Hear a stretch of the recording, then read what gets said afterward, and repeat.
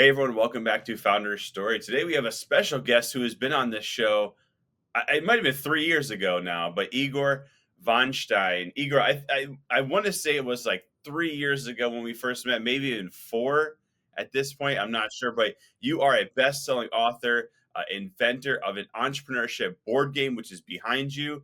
You're the founder of 24/7 Golf, which you sold to Golf Tech. I want to find out all about that, and I know you have the Golf Track app. You got a book coming out, a TEDx. I mean, you got a lot of things going on in your world, and you and I haven't spoken a while. So why don't we just kick it off with you have this exit now to Golf Tech, and then what?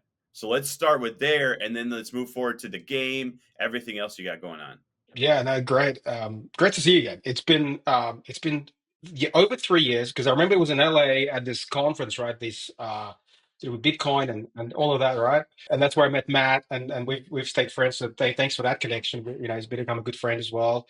Um, but yeah, wow, a lot has changed since that day. So yeah, that was before the exit. So I think what happened was, I was, and I can't quite place exactly when that was on that journey, but when I first moved to the US, obviously I was trying to scale the business, and like halfway through that first year of, and I call it my world expansion, the domination plan, the evil plan, like halfway through that, I nearly went bankrupt again.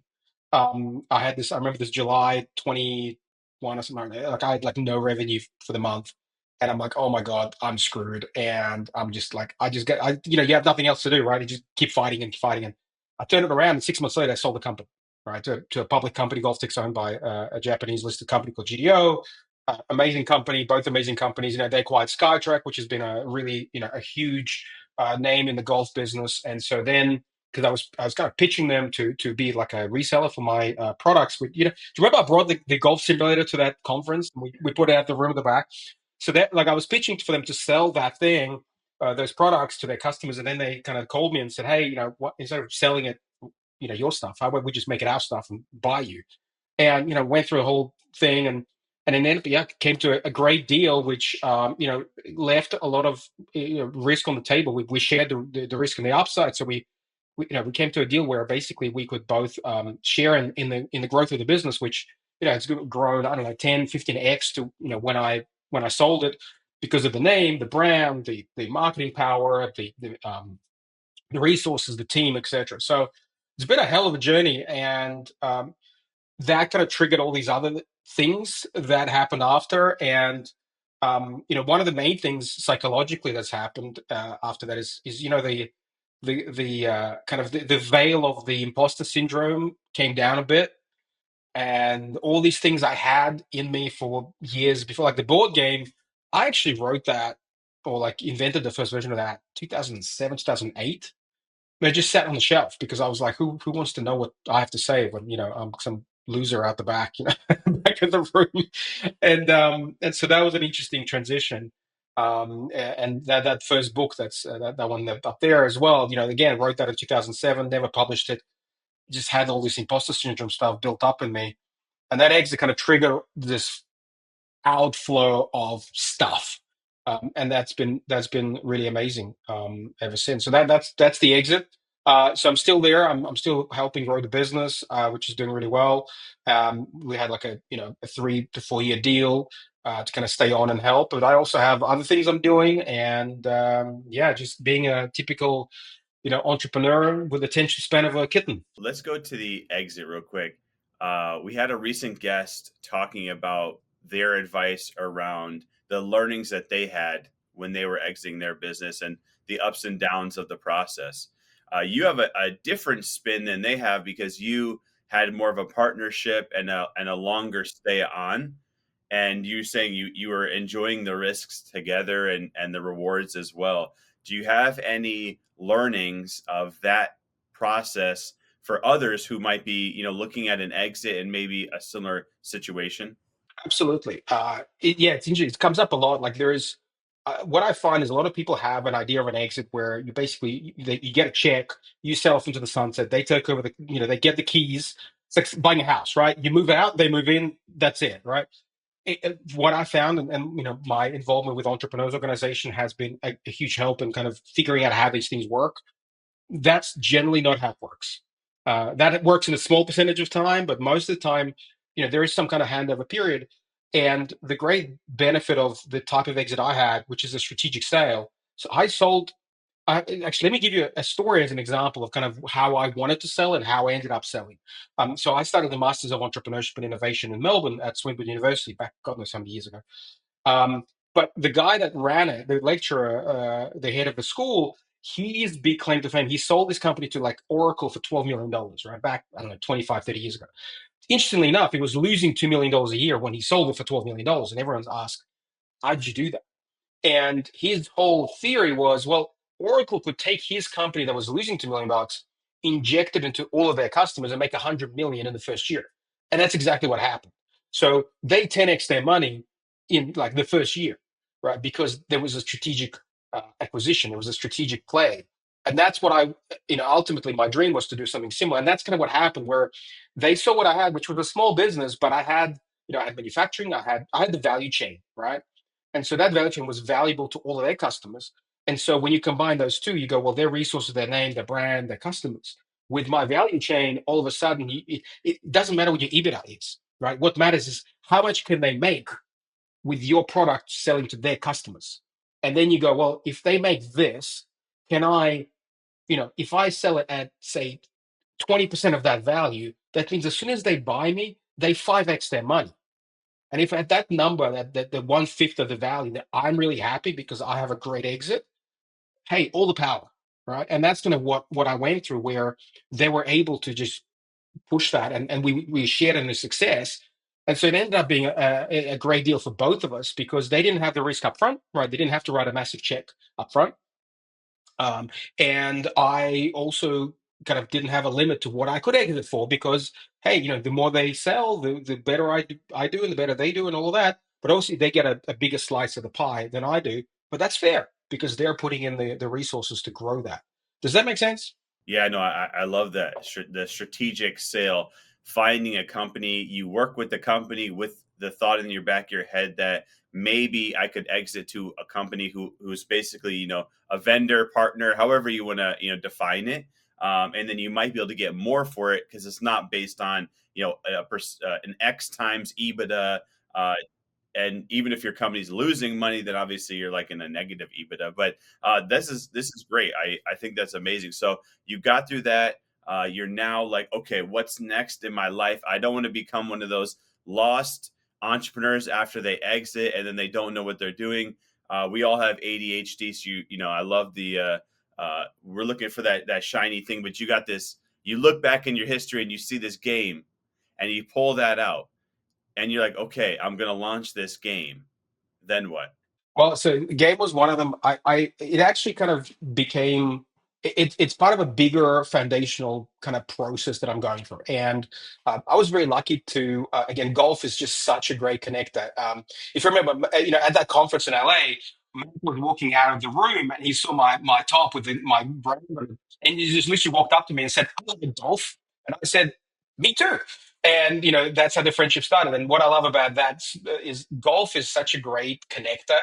And so one of these other moments that I had was I met a great entrepreneur. You may have heard Kevin Harrington, right? The first shark on the Shark Tank. What a name in the industry.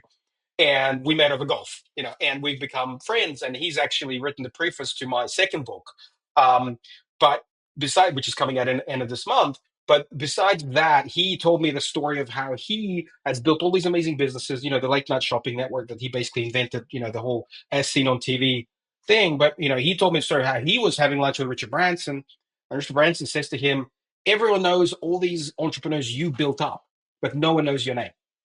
And he said, "Go write some books, get your brand out there. You never know what's going to happen." And so he followed that advice. And one day he got approached by the producer of this new show called The Shark Tank, and the rest is history.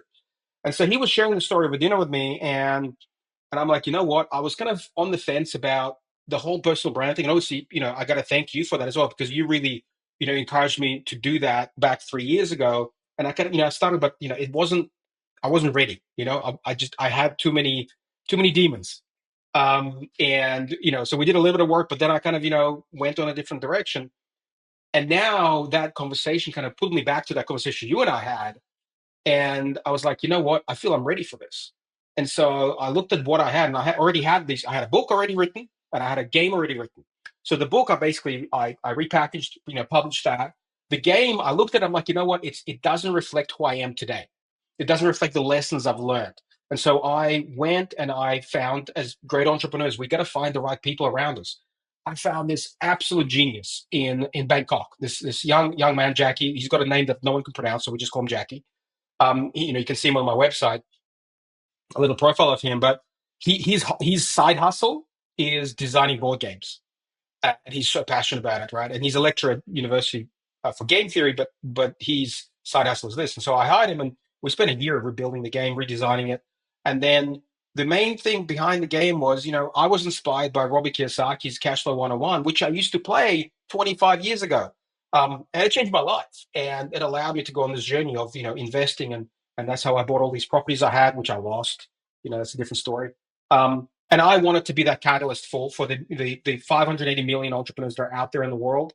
I wanted to take all the lessons I learned, the people that I know, the books that I've read, and make it a visceral, gamified, low risk experience. How do you go through the process of being punched in the face on a daily basis, being an entrepreneur, without the risk necessarily, without losing the kind of money I've lost? I've lost millions multiple times. Um, and I dusted it off and I put it together and I put it out to the world. And one of the main things I'm doing with it is I'm donating it. I'm donating to all these non-for-profits and schools, because these are the lessons, I that's what I have to share with the world now. And that's kind of how it came about, if that makes sense. It doesn't matter how successful someone has become. If everyone I think would tell me, at least they have here, that you have to get dragged through the mud. It's a part of the process. But I think that's where, either you quit and you move on to something else, or you keep going. And that might be the differentiating factor between, entrepreneurs and maybe non-entrepreneurs. I'm not sure how you would define that, but how do you have the mental fortitude to keep going? What is it in your mind? Is it just that entrepreneurs are crazy, or is there something else in there? Because most people, we had another guest on that was saying basically that, like you're doing something that has, that one out of every 10 are successful, or whatever, whatever the rate is. So like, okay, the first year 50% fail, year two 75% fail, year 5 it's like 90%. I'm making these numbers up, but you get the idea. Like, up front it's probably going to be a failure, that your chances are you're going to fail, but yet you continue doing it over and over again. What is that? That's a great question. And I've recently, I feel like I've really kind of cracked it, at least for me. And this is one of the messages I share in my keynotes about that exact concept what you just asked. Like, how do you keep going? Because that really applies not just to entrepreneurship. It applies to whether you're in a relationship, whether you're in a career, whether you're, just starting a career, whether you're at the top of the ladder and whatever it is, right? This is what I learned about myself. I had this, as I told you, especially once I had the exit, I had this time and moment to really reflect on the last 25 years. This overnight success that took 25 years to make, right? And because I started my first business when I was 17. And to me, the big shift came when I stopped focusing on the outcome. Like, I wanted to be, when I was 20, I wanted to be a billionaire by 30. When I was 30, I wanted to be a billionaire by 40. So none of those things happened. I was so focused on the outcome. As I got through the process, I got older, as I had kids, as I had a family, and I matured, and kind of my risk profile changed. The thing that really changed in my outlook is my obsession with the inputs. So I talk about, I was so obsessed with the outputs, and it was however I can get to that output. But then the shift happened in me where I started focusing on the inputs. I started building the habits. I wasn't doing this consciously. It's just in reflection. I saw that what I was doing, and I could actually pick up on these cues where I got to a point in life where I love what I do so much that I can't imagine doing something else. And that is the key to that crazy that entrepreneurs have. We get this passion, this love for what we do so much that we'd rather do that than anything else, even if it's going to fail, even if it's going to give us potential suffering, but there's always that 1 in a million chance that you're going to hit it out of the park. And that keeps us going. Again, like a golf, like you hit that one shot that always keeps you coming back. Even if you had a horrible round, there'll be one shot that round that will just keep you coming back. And entrepreneurship is a little bit like that, but it's the focus on inputs. It's creating those, making those inputs your habits. When you go in day out, and you like, you know what, the outcomes will take care of themselves. If I focus on building a great company, building a great product, a great service, hiring the best people, building the best culture, and you focus on those little steps that make those things happen, that's what creates that step after step, I think, success. Even if that success, I've always said this, I knew that I would succeed. I just did that. I just knew. Like, I don't know how. I just knew. What I didn't know was when. Right. And that question is so frustrating, right? When? Because you think it might be tomorrow, it might be a year from now, and then it's like 10 years go by, and you're like, should I give up on this? Like, am I crazy? Am I like live in a delusional world where I think I'm going to succeed, but the reality is I'm not? And I think that if I look at all the entrepreneurs I know, and I'd love to hear your thoughts on this. You've met so many, you've spoken to so many. Do people realize they, if you take care of the process, if you build the best you can build, that nothing's ever guaranteed in life, but your probability of success is high. The only thing you don't know is when.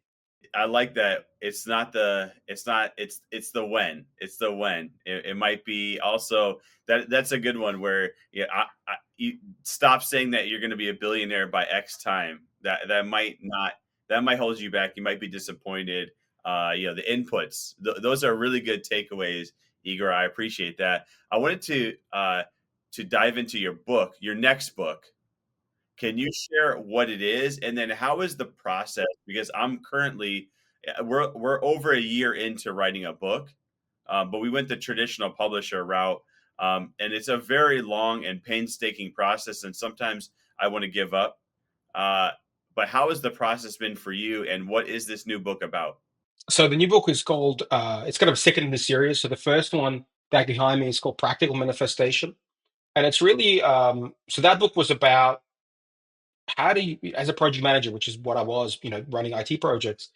And then I watched The Secret, and all this manifestation thing was very popular in the self-help section.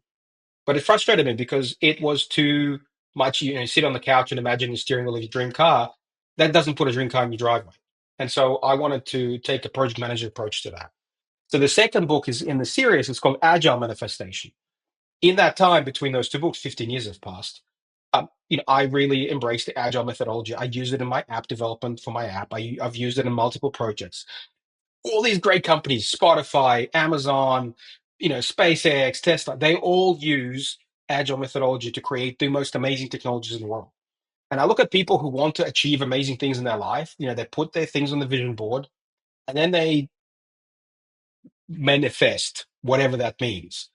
And I wanted to take that and go, listen, these companies achieve these crazy things. Why don't you just take what works? You may even be using it in your day-to-day job, but you're not using it at home. So why not? So I wanted to take that and write it into a methodology of how do you achieve the things you dream about in a way that a company would achieve things that they dream about. There's a moment when everyone said it's impossible to land a rocket back on Earth, right? And they went about and they did it. There was also, impossible to stream movies over the internet. There's all these impossibles that become possible. And so the book is really a very practical way of how to use this proven methodology in a way to achieve your dreams, whatever they may be, in a practical way, in a step-by-step way, kind of reverse engineering those dreams versus just hoping that it happens. Hope is not a strategy. And that's my second book. Hope is not a strategy. No, that sounds amazing. You have Kevin Harrington in there. I mean, I can't wait to read this. Thank you for sharing all the updates. I mean, we could go for another 30 minutes here. Always great chatting with you, Igor. I'm super happy for you that you did it, right? Like you did it. You did what you've been dreaming about for 25 years, and now you're giving back. You're helping others. It's like your legacy of creation things, and people are going to always remember how how you made them feel when they read your book or when they played the game, and then they're going to think in 20. Can you imagine that 25 years? Just like you with Yeah. Robert Wow. Kiyosaki's game, they're going to be like, I remember when I played Igor's game and how that changed my life. But really appreciate you coming back today. If people want to find out more information about you, they want to get in touch, how can they do so?